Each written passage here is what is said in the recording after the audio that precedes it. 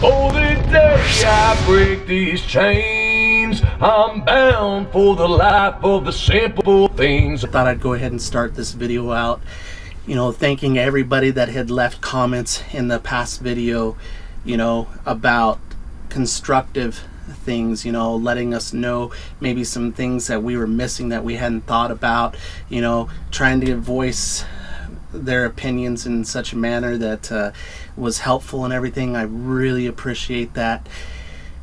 And I want to also really give a really big thank you to people that had reached out saying that they wanted to help us out with what was going on. We really appreciate your generosity. We're not trying to take away your ability to feel good or anything. We just feel that we don't believe in taking charity when it's not absolutely needed. And right now we really think that we can handle our situation and that we don't really need to take charity, and so we want that to be able to be there and available for people that absolutely need it. What we have here next, the clips that you're about to see, are talking about what has gone on since the last update that we had, and give you an idea of where we stand right now, and then I'll go ahead and close it out with exactly what we decided to do, what our thought process was going through it, and some words on where we want to go in the future. I thought I'd start making a new update. We've kind of been waiting, hunting around for parts and stuff. Still the same story. We can't get a transmission in time for us to be able to get out to California, and we've been looking at deeper into it to try to determine whether the transmission had been taken out. I've talked to a few different people that I really trust, and they're thinking that it probably didn't go. And the reason why they think it probably didn't go is simply because when the differential spider gears in the differential shattered, a lot of times when those differentials go, they do take out the transmission. But I was already stopped at a stoplight, and it wasn't running at high RPMs or anything like that, so several people don't think that it took out the transmission. We're still going to drop the pan and make sure that there's no metal in there, just to be on the cautious side. And then we did find a differential, also known as a final drive, for it, and we can get it shipped out to us for less than 250 bucks. So we're looking at that. I've shown pictures out to folks. They don't really think that we need to replace the axles. One, it may be a good idea to do it, or at least to do a new boot on it, but we don't just need to replace the axles. What looks like is bad is the assembly, the output assembly. So we're going to go ahead and replace that, I think, depending on how it comes out when we drop this transmission pan. So that's what I'm waiting on. They told me they'd try to do it sometime today. It's a really busy shop.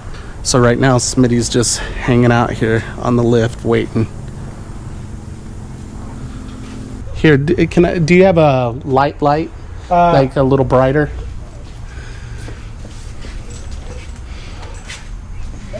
That's an extra 50 bucks.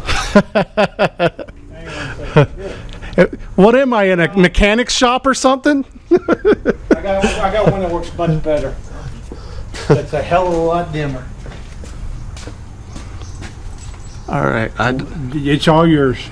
okay. I don't see anything tore up here at all. No, the pan. There was nothing in the pan. Do we have the pan still at all? Yeah, the pan's right here. Okay. And this is basically just oil. That's gonna cost. Yeah, I don't see any metal fragments at all. There's no metal at all. Yeah. So I guess we'll put a filter kit on it. I'm gonna go ahead and order the. I found somebody with a differential. and he said he can ship it out on Monday, and we'll have that put on. He's got the assembly extensions. Okay. So you were talking about this being bad, right? Where it connects here? Okay, just watch where you step. Yeah, this piece is what we're gonna need. Okay. We need it from here to here. Okay. He said he has those. Okay. So The CV shaft on the other side, you got a rip boot. Wouldn't hurt to put a CV shaft on there. do you think I could get away with a boot? You can get away with a boot, and I can fill it for you. Okay. All right. Okay. Okay. So I don't think I think it looks really just fine. Like I'm not an expert or anything. Well, but I didn't see anything in the bottom of your transmission or anything. Okay. okay. So I really don't think you got a problem there. yeah. So I just think it's just this. I got lucky, right? Because I'm hearing that this usually takes this out when it goes, but we weren't running. We weren't going down the road. We were stopped at a light. Then you're good. Yeah. I plan on pushing forward.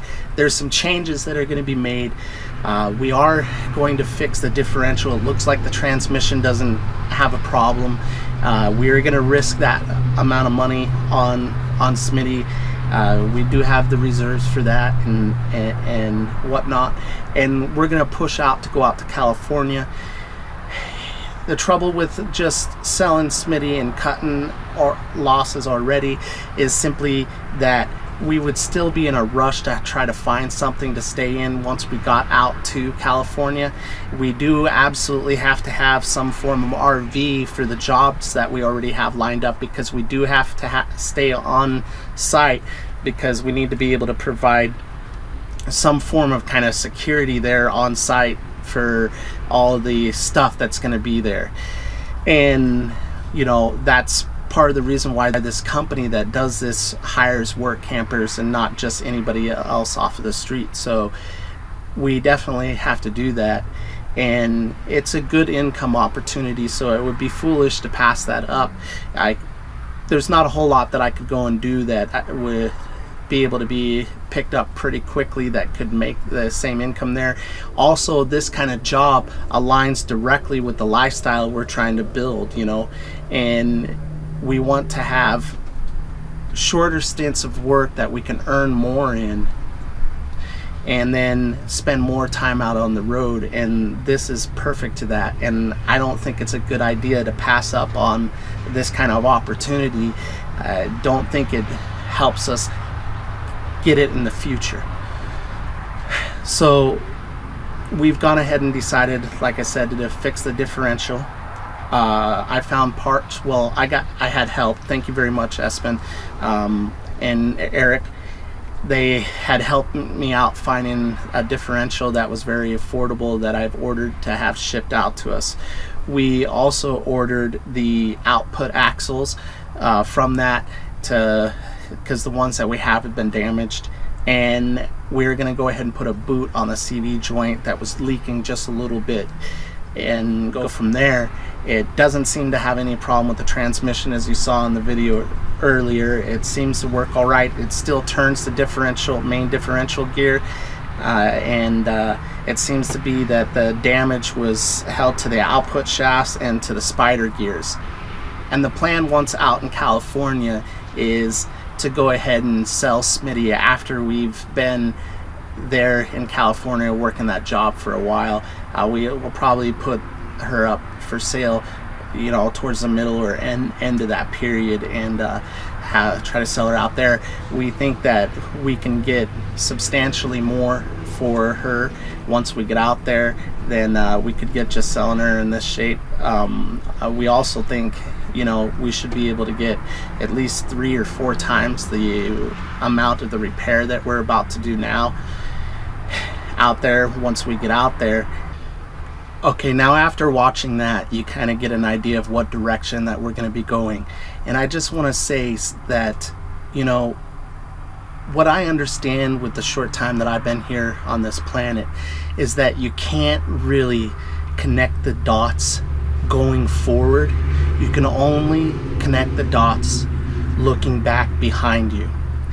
And, you know, it probably wasn't the best choice to, well, I know it wasn't the right fit for us to have gone ahead and gone with this RV. But at the same rate, there's some value here in this RV that maybe some folks that have been commenting don't understand in a collector's perspective, in a club perspective that's out there. There's a lot of desire for them. So what I know that I have to have is I have to have faith that the dots will kind of start connecting themselves going forward in the future, as long as I stay true to my heart and keep my focus on what I really want, and so that I can be doing what I'm completely passionate about. And some people have been saying, you know, I should just stop, give it up, just go to an apartment, you know, this is a nightmare or whatever.